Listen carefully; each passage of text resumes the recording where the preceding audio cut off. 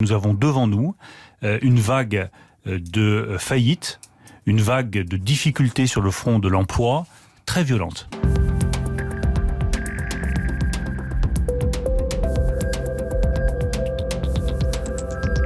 Le gros risque qu'on a, c'est effectivement la fermeture d'un certain nombre d'entreprises, les faillites. À ce moment-là, effectivement, on pourrait avoir une montée du chômage beaucoup plus nette.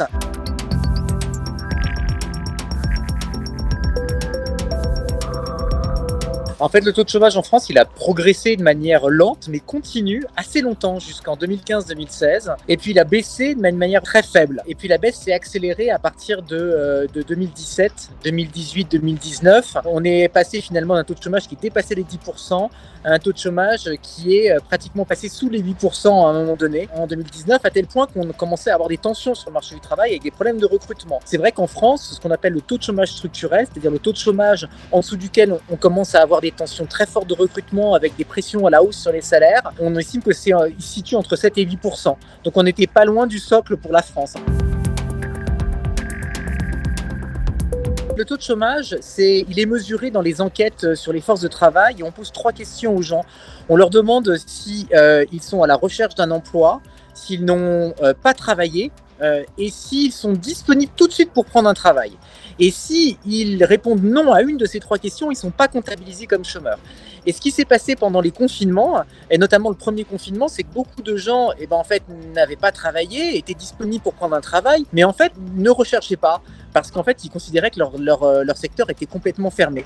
Ou autre possibilité, ce qui se passait aussi, c'est que des personnes en fait, ne pouvaient pas reprendre tout de suite un travail, quand même elles en auraient trouvé un, parce qu'en fait elles avaient des difficultés de garde d'enfants, comme on le sait, les écoles étaient fermées.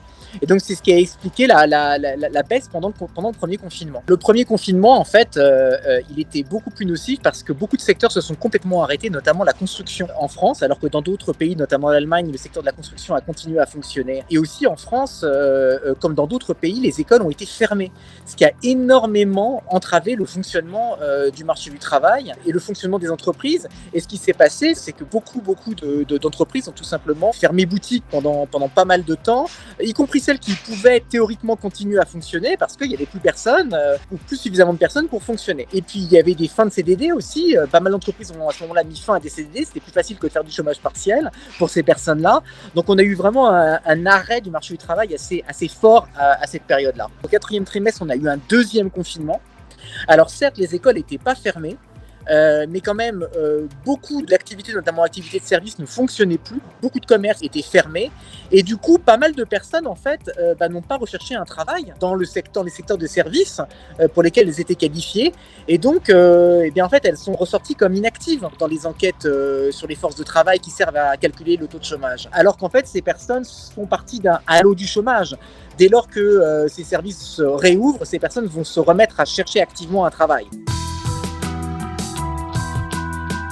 Les jeunes, en tout temps, sont toujours plus touchés par le chômage que le reste de la population parce qu'ils n'ont pas d'expérience sur le marché du travail et ils font souvent des allers-retours entre chômage et emploi parce qu'ils sont en CDD. Donc on a souvent un ratio du simple au double entre le taux de chômage des adultes et le taux de chômage des jeunes. Ce qui s'est passé dans la crise actuelle, c'est qu'en fait, la fermeture de tout un pan de l'économie et le confinement a énormément réduit les opportunités d'insertion sur le marché du travail des jeunes de manière extrêmement synchronisée à un moment donné. Ces jeunes arrivaient sur le marché du travail, le printemps et l'été étaient très importants typiquement pour leur stage, la rentrée très importante pour leur premier emploi, et on a eu à ce moment-là des périodes de confinement ou des périodes de fermeture partielle de l'économie avec beaucoup de réticence pour les entreprises, pour les embaucher et donc finalement une augmentation très forte du taux de chômage des jeunes pour la génération qui arrivait sur le marché du travail. Beaucoup de jeunes entre 20 et 25 ans sont en fait pas sur le marché du travail, ils sont encore en études.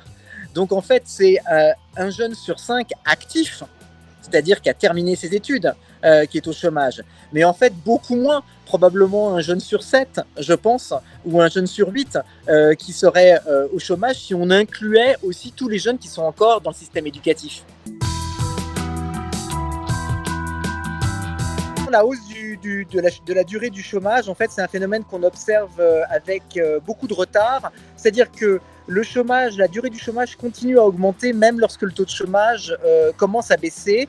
parce qu'en fait, les personnes qui sont au chômage depuis assez longtemps sont beaucoup plus difficiles à réemployer que les autres, et donc en fait, quelque part, sont tout en bas de la pile de priorité de sortie du chômage. Et donc, ce sont des personnes qui typiquement vont sortir du chômage avec beaucoup de retard. Et donc, on observe ce type de phénomène, effectivement, de montée de l'ancienneté au chômage. Et d'ailleurs, on voyait qu'en 2019, l'ancienneté a commencé à baisser, parce qu'en fait, le marché du travail commençait à se tendre, et même les personnes qui étaient au chômage depuis longtemps avaient effectivement la possibilité de sortir du chômage.